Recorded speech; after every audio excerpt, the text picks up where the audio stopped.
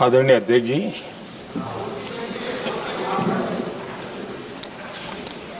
इस महत्वपूर्ण विधेयक पर आज सुबह से चर्चा प्रारंभ हुई है।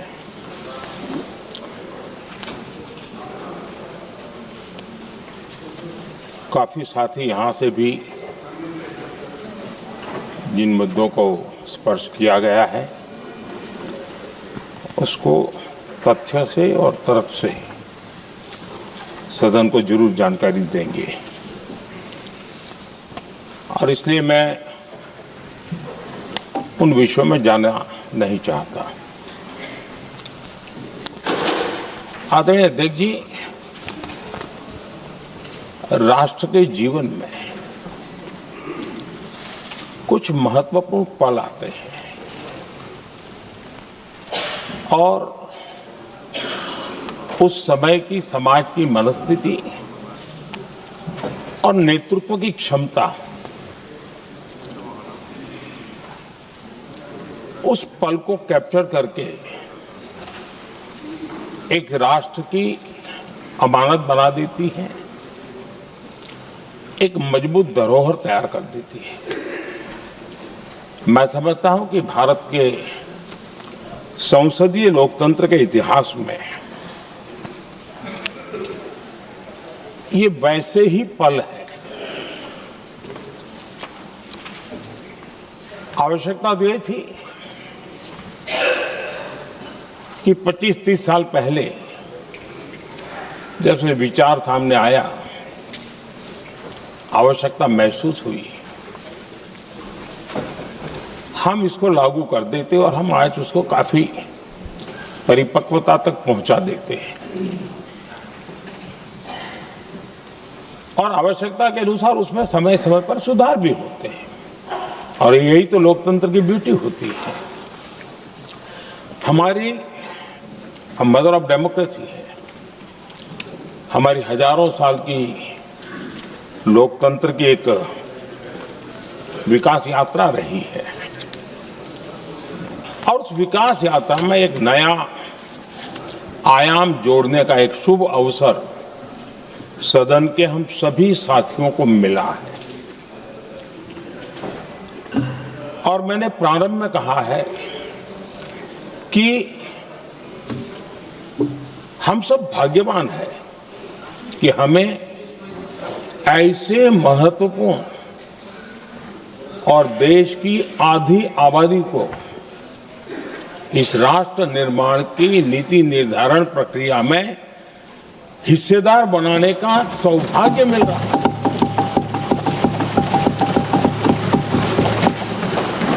ये हम लोगों के लिए सौभाग्य है और मैं चाहता हूं कि मेरे सभी माननीय सांसद, मैं इधर उधर की आज बात करना नहीं चाहता हूं, हम सभी सांसद इस महत्वपूर्ण अवसर को जाने न दें। हम भारतीय सब मिल करके देश को नई दिशा देने जा रहे हैं। हमारी शासन व्यवस्था को संवेदनशीलता से भरने का एक सार्थक प्रयास करने के लिए जा रहे हैं और मुझे विश्वास है कि इस मंथन से जो अमृत निकलेगा वो देश की राजनीति की भी उसके रूप स्वरूप को तो तय करने ही करने वाला है, लेकिन ये देश की दिशा और दशा भी तय करने वाला है। इतने महत्वपूर्ण मोड़ पर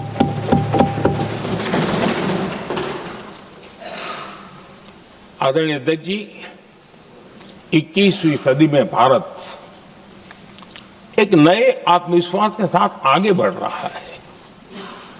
विश्व में भी आज भारत की स्वीकृति हम सब महसूस कर रहे हैं और ये हम सबके लिए गौरव का पल है।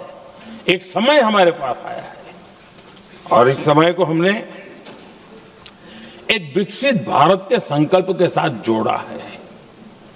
और मैं पक्का मानता हूं कि विकसित भारत का मतलब केवल उत्तम प्रकार के रेल, रास्ते, इंफ्रास्ट्रक्चर या कुछ आर्थिक प्रगति के आंकड़े, सिर्फ इतने से ही विकसित भारत की सीमित कल्पना वाले हम लोग नहीं हैं।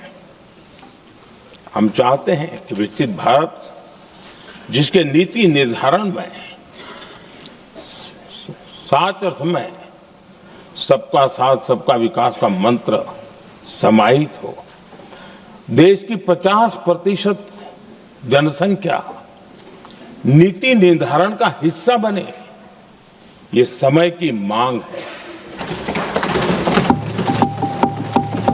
हम पहले ही देरी कर चुके हैं।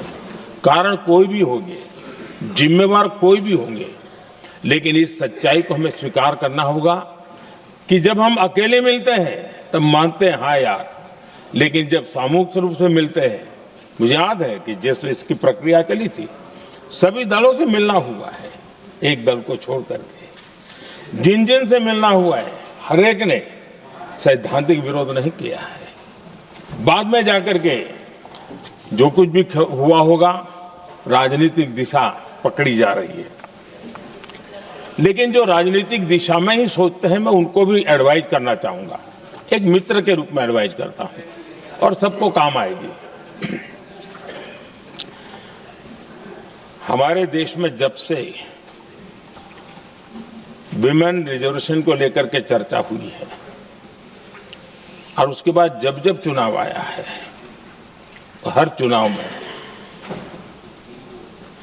महिलाओं को मिलने वाले इस अधिकार का जिसने विरोध किया है, जिसने विरोध किया है, देश की महिलाओं ने उन्हें माफ नहीं किया है।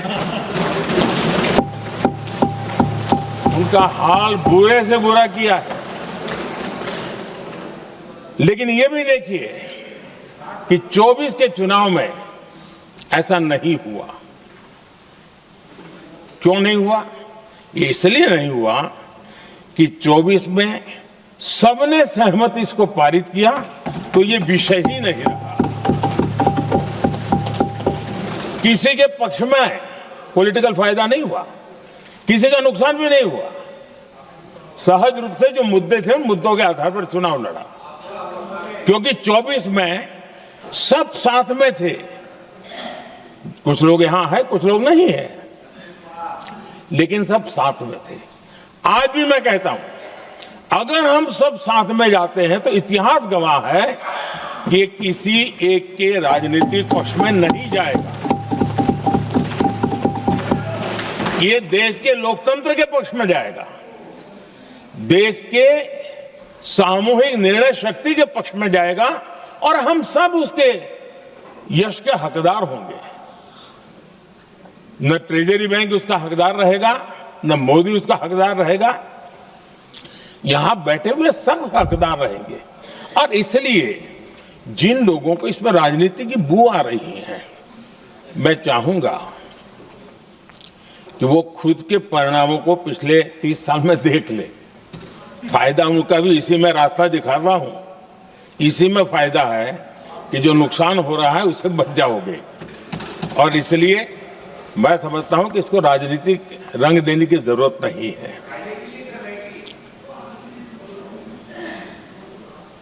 आदरणीय अध्यक्ष जी, मुझे याद है तब तो मैं शासकीय व्यवस्था की राजनीति में नहीं था, मैं एक संगठन के कार्यकर्ता के नाते काम करता था। उस समय एक चर्चा सुनने को मिलती थी गलियारों में कि देखिए कैसे लोग हैं,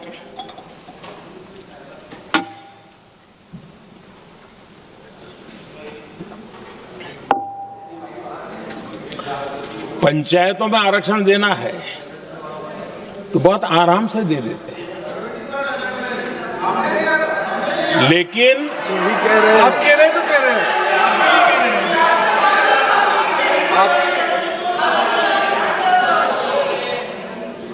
पंचायतों में आरक्षण देना है तो आराम से देते हैं, क्योंकि उसमें उनको खुद का पद जाने का डर नहीं लगता है।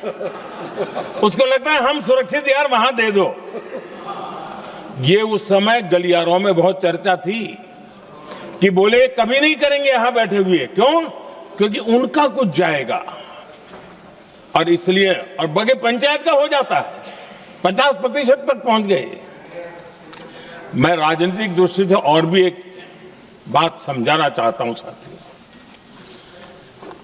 आज से 25 साल 30 साल पहले जिसने भी विरोध किया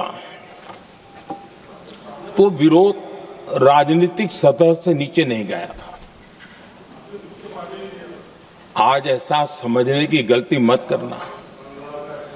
पिछले 25-30 साल में ग्रास रूट लेवल पे पंचायती चुनाव व्यवस्थाओं में जीत करके आई हुई बहनों में एक पॉलिटिकल कॉन्शियसनेस है। वे ओपिनियन मेकर हैं ग्रास रूट लेवल पे। 30 साल पहले वो शांत रहती थी, बोलती नहीं थी, समझती थी, बोलती नहीं थी। आज वो वोकल है। और इसलिए अब जो भी पक्ष विपक्ष होगा, वो जो लाखों बहनें कभी न कभी पंचायत में काम कर चुकी है, प्रतिनिधित्व कर चुकी है, जनता के सुख दुख की समस्याओं को गहराई से देखा है, वो आंदोलित है। वो कहती हैं कि झाड़ू कचरा वाले काम में तो हमें जोड़ देते हो, वो तो परिवार में भी पहले होता था, अब हमें निर्णय प्रक्रिया में जोड़ो। और निर्णय प्रक्रियाएं विधानसभा में और पार्लियामेंट में होती है।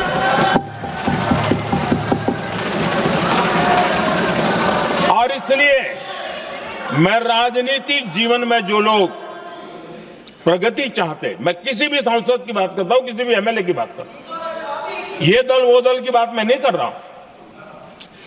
जो भी राजनीतिक जीवन में सफलतापूर्वक आगे बढ़ना चाहते हैं, उनको ये मान के चलना पड़ेगा कि पिछले 25-30 साल में लाखों बहनें ग्रास रूट लेवल पर लीडर बन चुकी हैं। अब उनके अंदर सिर्फ यहां 33% का नहीं, वहां भी वो आपके फैसलों को प्रभावित करने वाली है। और इसलिए जो आज विरोध करेंगे उसको लंबे समय तक कीमत चुकानी पड़ेगी, लंबे समय तक कीमत चुकानी पड़ेगी। और इसलिए राजनीतिक समझदारी भी इसी में है कि हम ग्रास रूट लेवल पर महिलाओं की जो पॉलिटिकल लीडरशिप खड़ी हुई है, उसको आपने अब कंसीडर करना पड़ेगा। यहां मैंने सुना हमारे मुलायम सिंह जी थे, तब से एक विषय चला रहे हैं, उनके परिवार वाले भी चला रहे हैं। आप देश की बहनों पर भरोसा करो ना, उनकी समझदारी पर भरोसा करो। एक बार 33% बहनों को यहां आने दो, आकर के उनको निर्णय करने दो, किसको देना है, किसको नहीं देना है, इस वर्ग को देना, उस वर्ग को देना, करेंगे वो निर्णय। हम उनके सामर्थ्य पर आशंका क्यों करते भाई? एक बार आने तो दो, उनको आने तो दो। जब आएंगे तो 34 पे, और दूसरा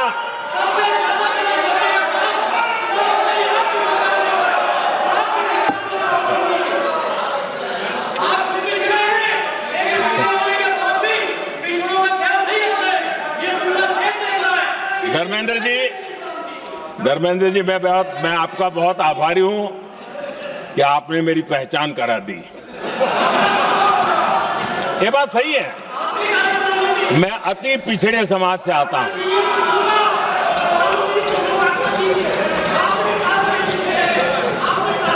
धर्मेंद्र जी, मैं आपका बहुत आभारी हूं, और अखिलेश जी मेरे मित्र हैं तो कभी कभी मदद कर देते हैं।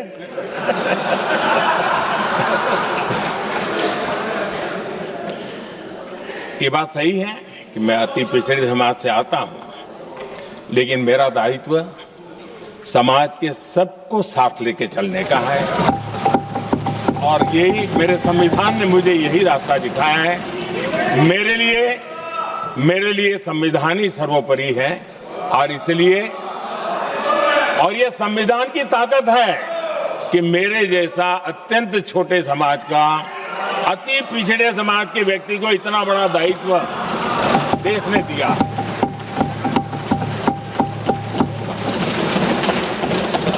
और इसलिए मैं तो देशवासियों का ऋणी हूं और मैं तो संविधान निर्माताओं का ऋणी हूं कि जिसके कारण आज मैं यहां हूं। लेकिन आदरणीय अध्यक्ष जी, पिछड़ी जाति का स्वीकार कर रहे हैं, लेकिन हम पिछड़ी जातियों के साथ अन्याय न करें, इतना निवेदन है। आदरणीय अध्यक्ष जी, आज जीवन के हर क्षेत्र में हम देखें कि नारी शक्ति देश के गौरव को बढ़ाने वाले परचम लहराने में कहीं पीछे नहीं है जी। हम गर्व कर सकें इस प्रकार से जीवन के अलग अलग क्षेत्रों में आज हमारी माताएं बहनें बहुत बड़ा योगदान, हमारी बेटियां तो कमाल कर रही हैं जीवन के हर क्षेत्र में।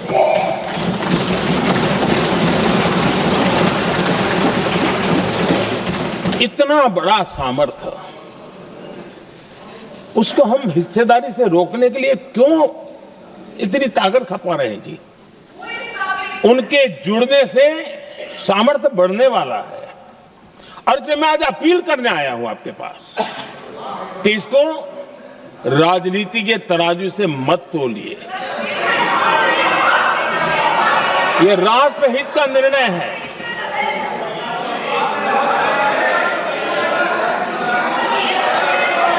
आदरणीय अध्यक्ष जी, आज का हमारे सामने अवसर एक साथ बैठ करके एक दिशा में सोच करके विकसित भारत बनाने में हमारी नारी शक्ति की भागीदारी को एक खुले मन से निर्णय करने का अवसर है, स्वीकार करने का अवसर है। और मैंने जैसा पहले ही कहा कि आज पूरा देश और विशेष करके नारी शक्ति हमारे निर्णय तो देखेगी, लेकिन निर्णय से ज्यादा हमारी नीयत को देखेगी।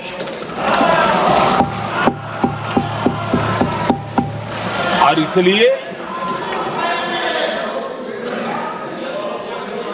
हमारी नीयत की खोट देश की नारी शक्ति कभी माफ नहीं करेगी।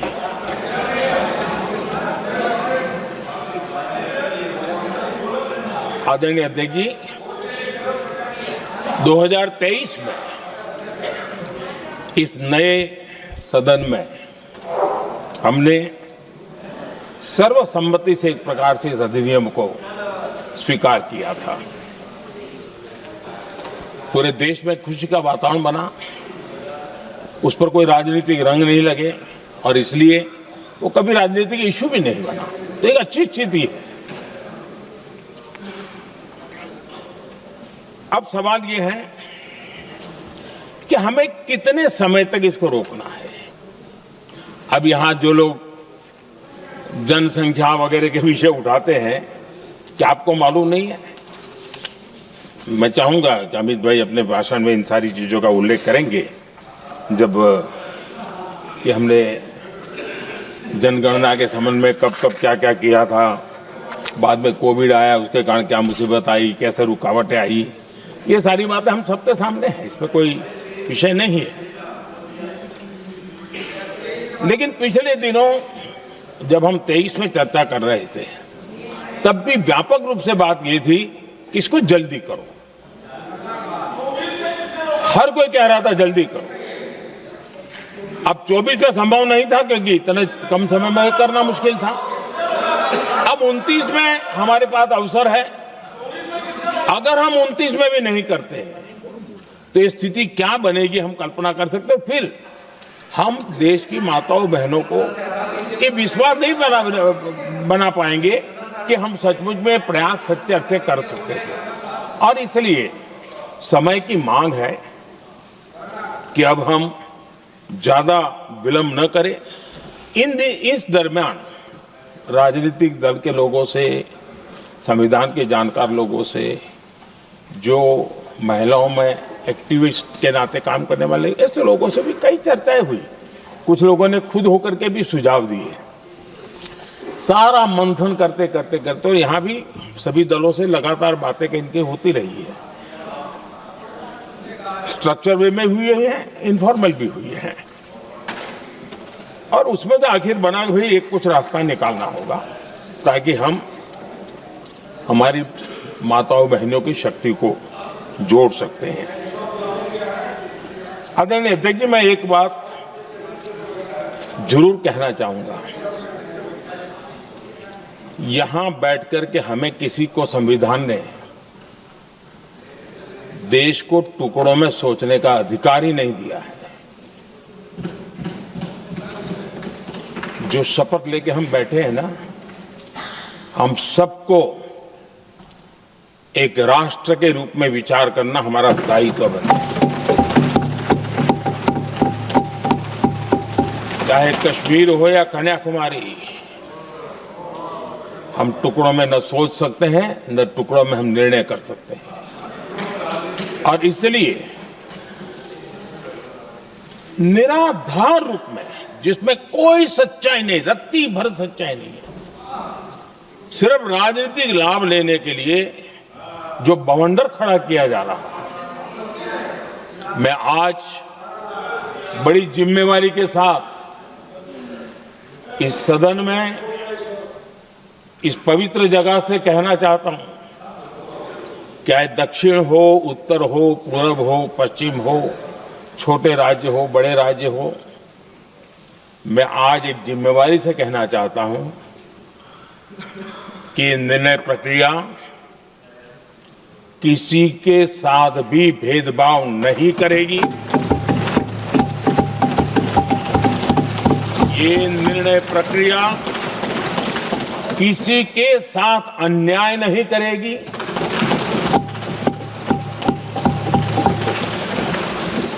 भूतकाल में जो सरकारें रही और जिनके कालखंड में जो परिसीमन हुआ और जो अनुपात उस समय से चला आ रहा है, उस अनुपात में भी कोई बदलाव नहीं होगा और वृद्धि भी उसी अनुपात में होगी।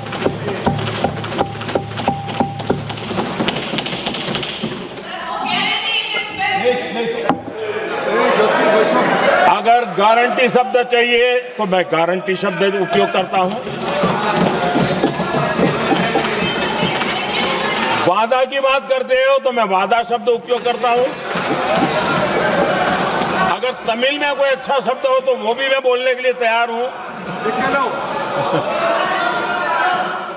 क्योंकि जब नियत साफ है तो फिर शब्दों का खेल करने की हमें जरूरत नहीं है जी।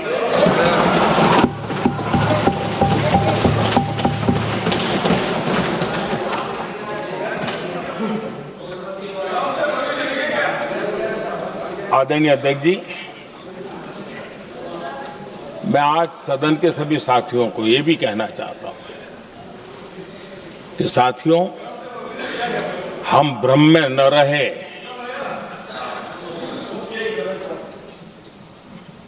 हम उस अहंकार में न रहे,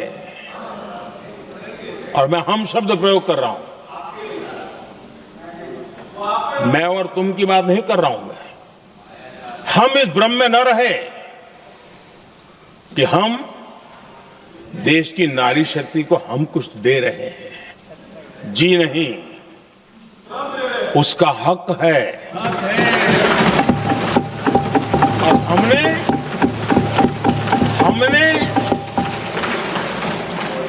कई दशकों से उसको रोका हुआ है।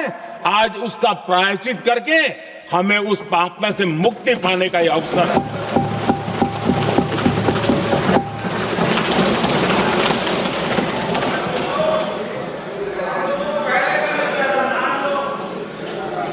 हम सब जानते हैं हर एक ने कैसे चालाकी की है, हर बार चतुराई की। बिल्कुल हम तो इसके पक्ष में ही हैं, लेकिन हम इसके साथ ही है, लेकिन हर बार कोई न कोई टेक्निकल पूंछ लगा दी इसको और इसको रोका गया। हर बार ऐसी चीजें लाई गई है। हिम्मत नहीं है कि हम 33% महिलाओं के आरक्षण का विरोध कर पाए। वो तो जमाना चला गया, आपको करना नहीं है, लेकिन कहने की हिम्मत भी नहीं है। और इसलिए टेक्निकल बहानेबाजी, ये करो तो ये, वो करो तो वो, डिगरा करो। अब देश की नारी को नहीं समझा पाओगे। सदन में नंबर का खेल क्या होता है वो तो समय तय करेगा, लेकिन ये पक्का है कि अब इन भांति भांति के बहानेबाजी, भांति भांति टेक्निकल मुद्दों के आधार पर चीजों को उलझा करके 3 दशक तक इसको अड़ंगे डाले, हमने फंसा के रखा। आपने जो अचीव करना था कर लिया, अब छोड़ दो ना भाई। 3 दशक कम पड़ते हैं क्या रोकने में? 3 दशक तक आपने रोका, फिर भी कुछ कर नहीं पाए, तो अब तो करो।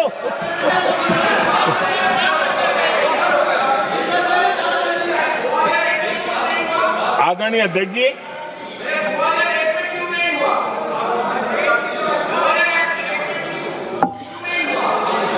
यहां कुछ लोगों को लगता है, आदरणीय अध्यक्ष, यहां कुछ लोगों को लगता है इसमें कहीं न कहीं मोदी का राजनीतिक स्वार्थ है।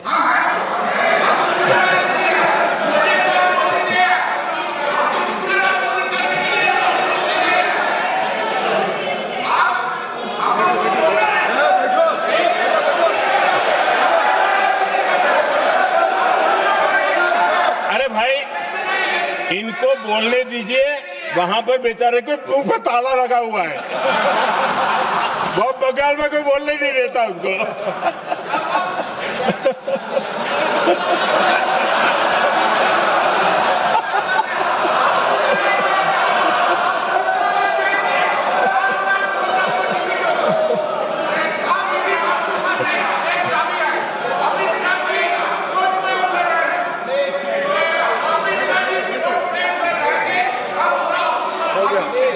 आदरणीय अध्यक्ष जी,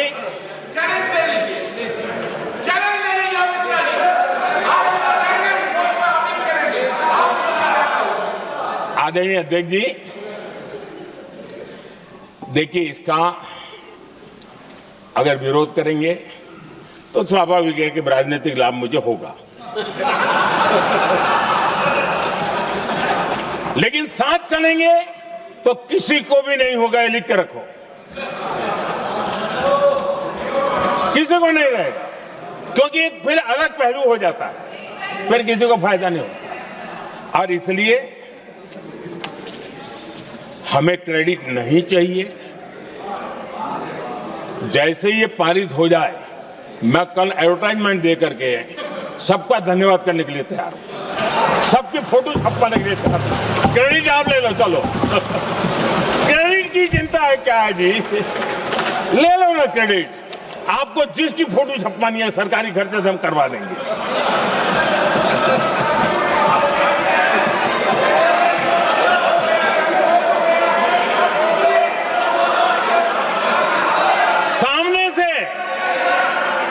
सामने से क्रेडिट का ब्लैंक चेक आपको दे रहा हूं।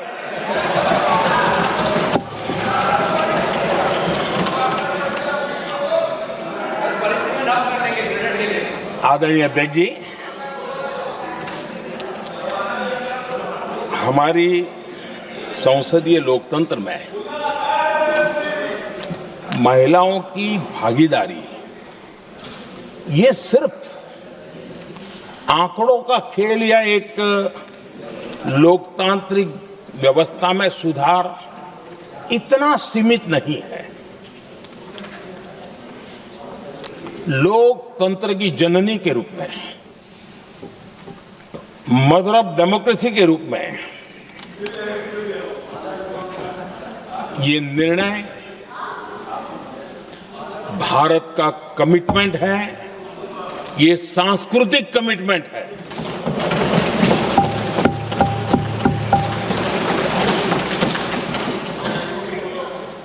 और इसी इसी कमिटमेंट के कारण पंचायतों में ये व्यवस्था बनी और अब तो 20 से अधिक राज्य है जहां 50% हुआ है।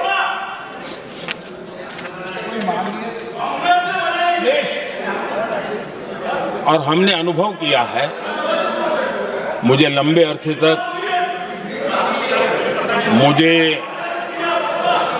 अरसे तक मुख्यमंत्री के रूप में सेवा करने का जनता ने अवसर दिया और उसी कालखंड में ग्रासरूट लेवल पर विमेन लीडरशिप को मैंने देखा है।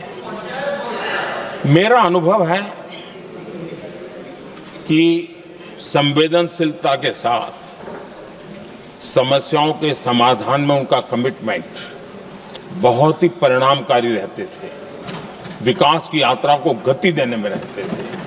और उस अनुभव के आधार पर मैं कहता हूं कि इस सदन में उनकी आवाज नई शक्ति बनेगी, नई सोच जुड़ेगी, देश की दिशा में एक संवेदनशीलता जुड़ेगी। तथ्य और तर्क के आधारों पर अनुभव जब जुड़ता है तब मैं समझता हूं उसका सामर्थ्य अनेक गुना बढ़ जाता है और सदन कितना समृद्ध हो।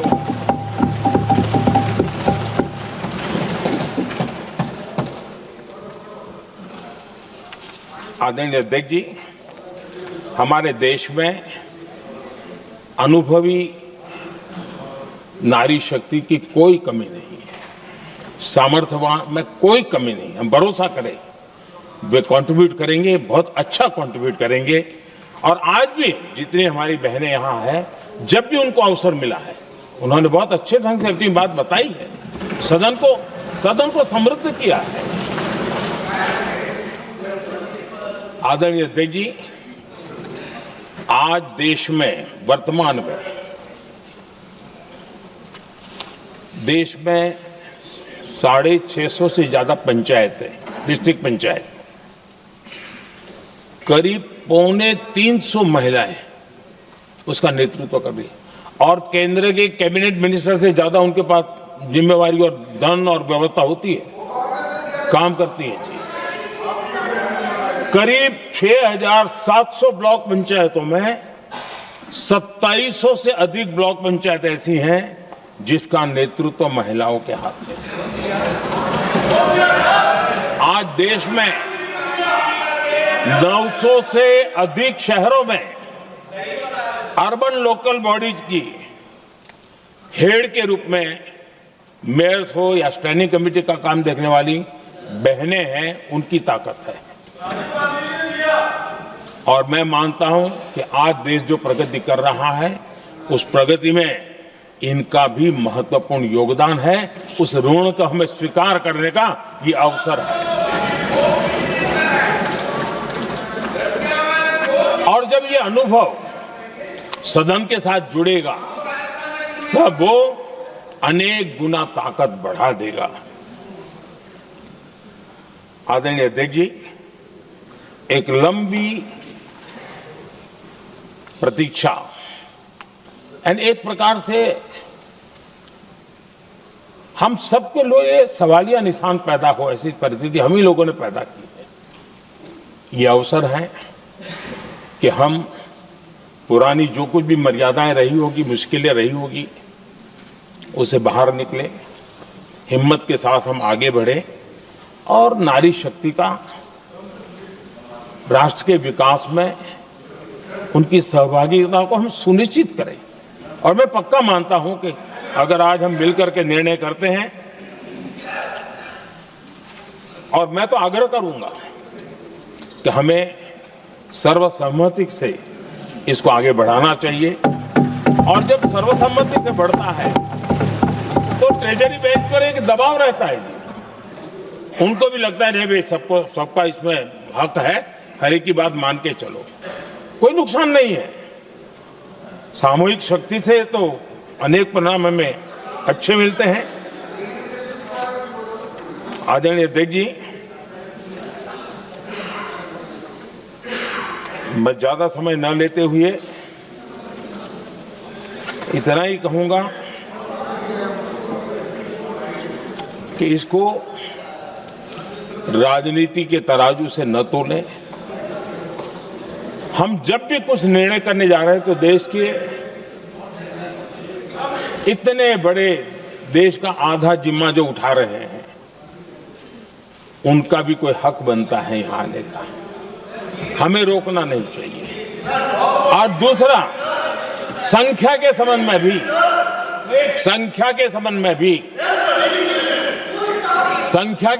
भी एक मत पहले से बनता आया था, चर्चा थी कि साहब ये जो है इनका कम मत करो, अधिक कर दो तो जल्दी हो जाएगा।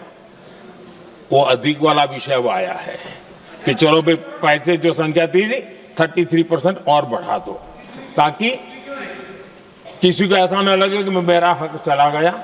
एक नई शक्ति जोड़ेगी, अतिरिक्त शक्ति जोड़ेगी। और अब सदन की रचना भी तो अब पहले से हमने सोच कर रखा है, जगह तो बना ली है। और आदरणीय अध्यक्ष जी, मैं लाइटर में मैं जरूर कहना चाहूंगा, हर एक के अपने राजनीतिक कारण होते हैं और पराजय का डर जरा हैरान करने वाला होता है, लेकिन अपने यहाँ जब कोई भी शुभ काम होता है उसको नजर न लग जाए, इसलिए काला टीका लगाने की परंपरा है। मैं आपका धन्यवाद करता हूं काला टीका लगाने के लिए। बहुत बहुत धन्यवाद।